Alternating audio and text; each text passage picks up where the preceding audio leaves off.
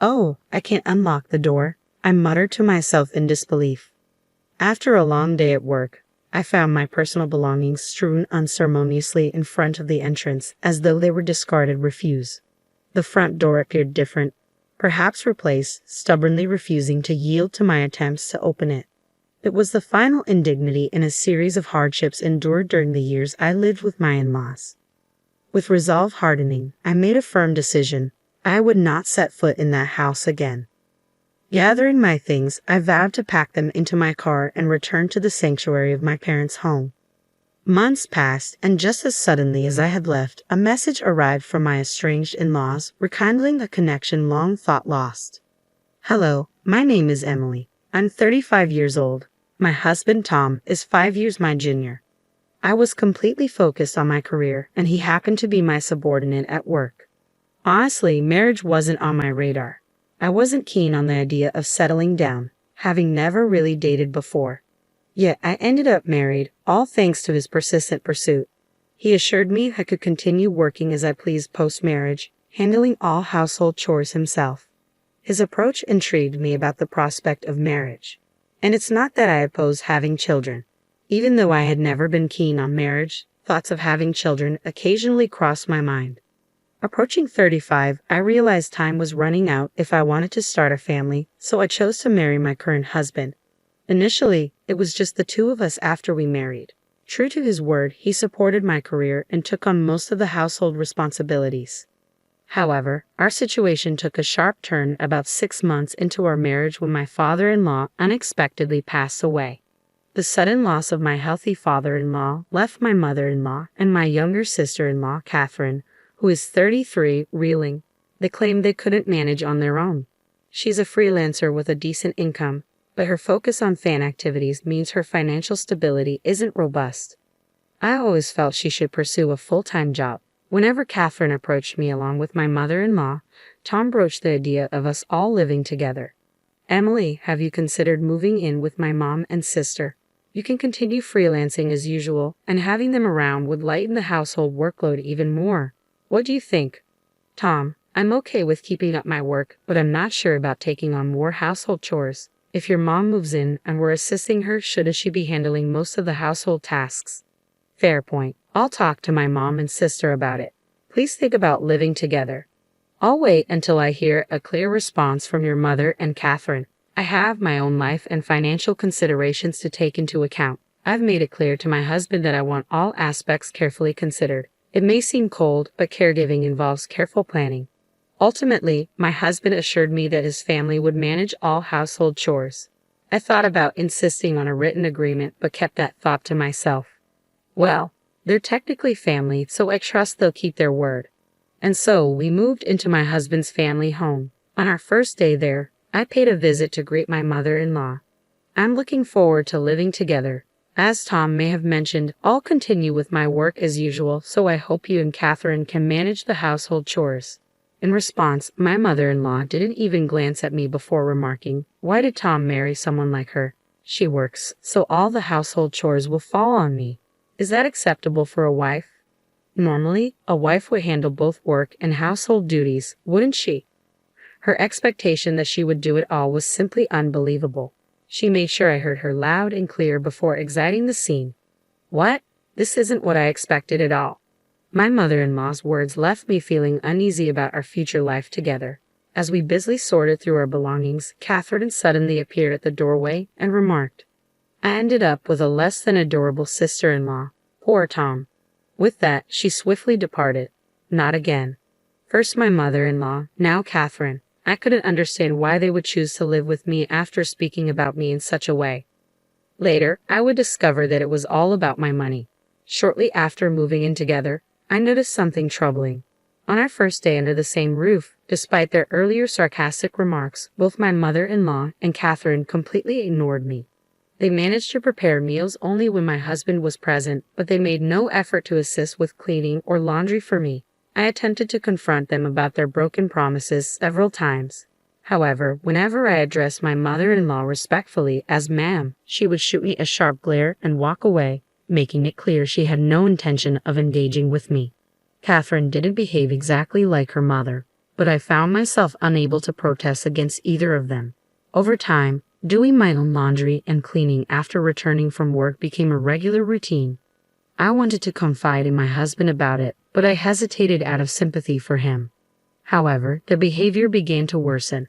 When they faced financial constraints for leisure activities, they started subtly pressuring me for more money.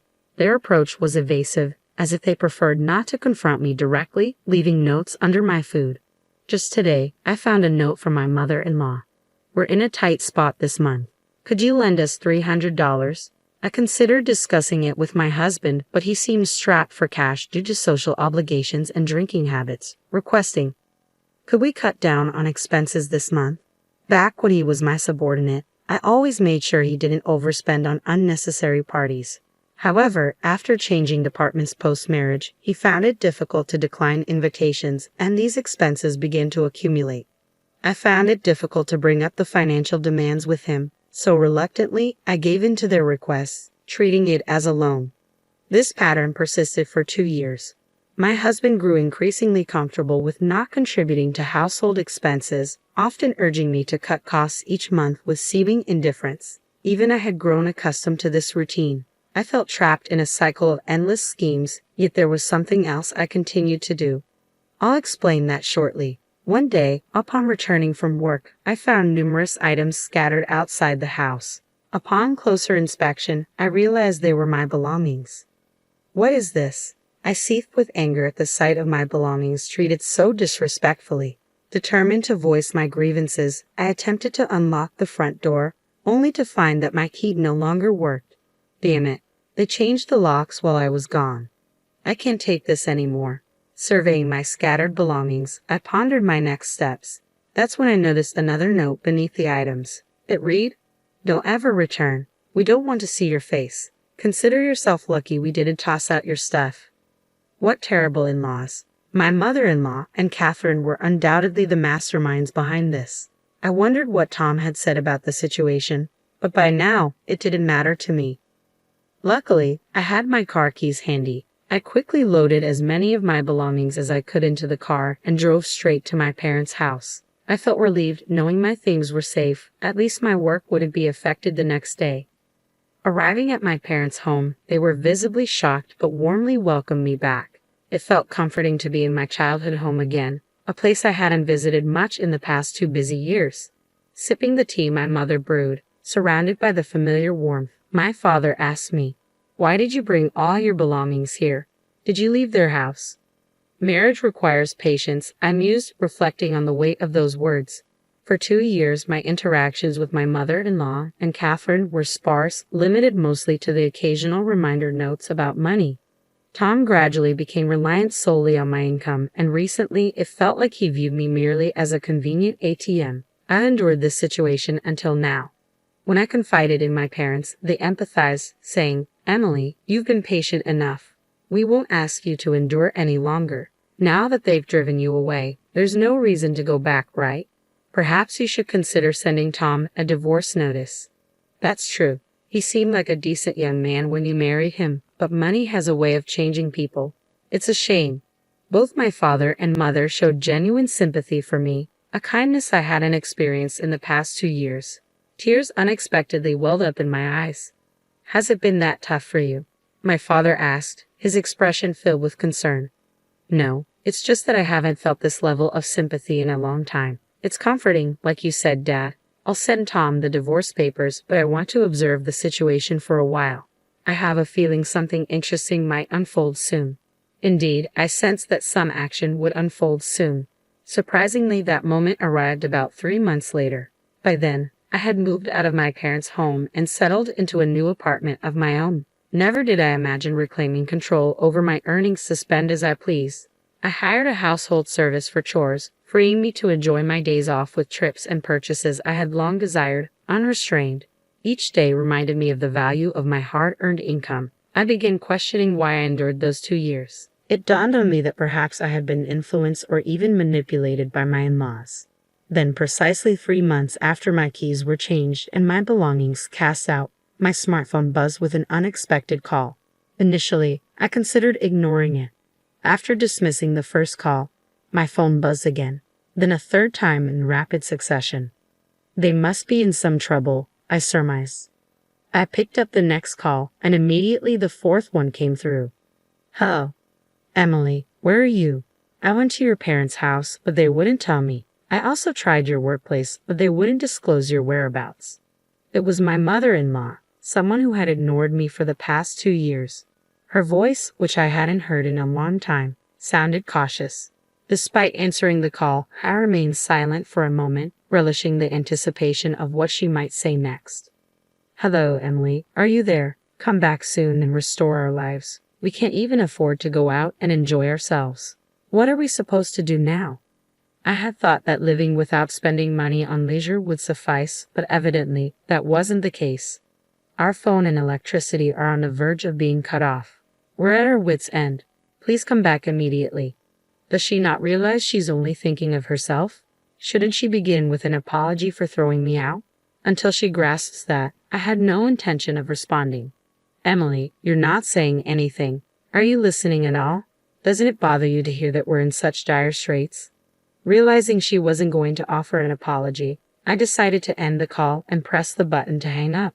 She seems to have no concept of remorse. The next day, my phone rang again. Hello, Emily. Why did you ignore Mom's call yesterday? Even though we're in trouble, you didn't make any effort to help. She couldn't tell if you were even listening. Ignoring calls like that isn't very mature. This time, it was Katherine calling. Honestly, calls from Katherine have always been the most bothersome, and she had the nerve to lecture about not ignoring calls. They've ignored me for 2 years, and suddenly I'm the one in the wrong. I couldn't believe her audacity. I planned to endure the call a bit longer, but without an apology, I had no intention of responding. I heard from Mom, but we're facing financial troubles at home. Our phone and electricity might get cut off soon. Without AC this heat, we could suffer from heat stroke. Can you live with that? If our phone goes dead, how will we reach you? So please come back soon and help us pay the overdue bills. Her selfish demands made it easy for me to keep ignoring her. Hey, are you listening? You haven't said a word. Oh, are you still upset about what happened 3 months ago? That was obviously just a joke. You're overreacting. As an adult, you should know the difference between a joke and a serious matter. Stop being stubborn and come back home.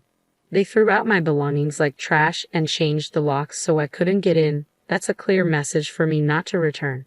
Even if they claim it was all a joke or prank now, I find it hard to believe. Since Katherine doesn't seem interested in apologizing either, I decided to end the call. It would be a waste of time to listen to her any longer. The next day, I finally received a call from my husband.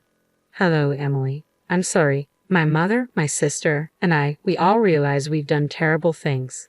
Can you come back? Our household is falling apart. We're out of money, everyone's on edge, and tensions are high.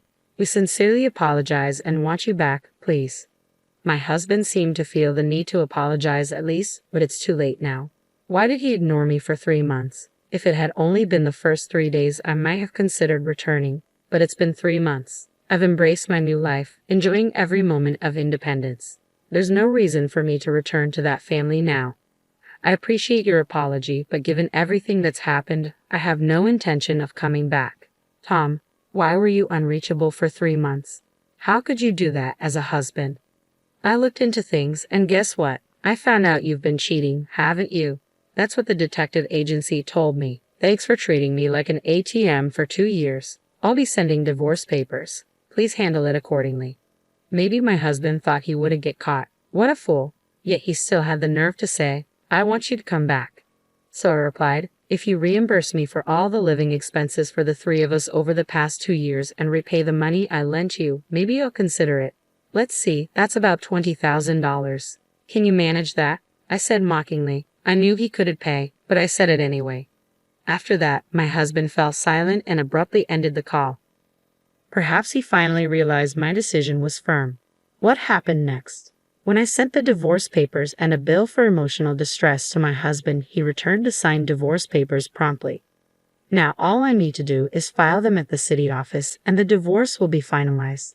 Regarding the compensation, he transferred the money right away. In fact, I included a note with a bill threatening to expose him to his company if he didn't pay promptly. Fearful of this, my husband likely sought a loan to cover the compensation. I heard from sources that their family home is now on the market.